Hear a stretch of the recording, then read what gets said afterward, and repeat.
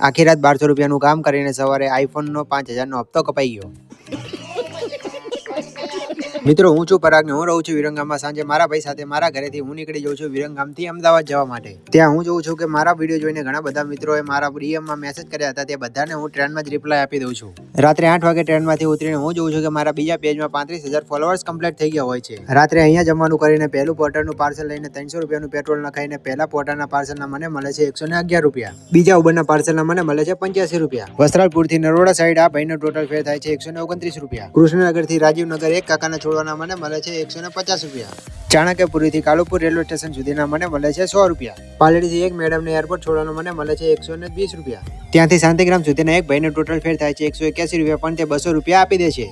શાંતિગ્રામમાંથી પોર્ટરનું parcel લઈને રવણપુરા side drop કરવાના મને મળે છે 191 રૂપિયા।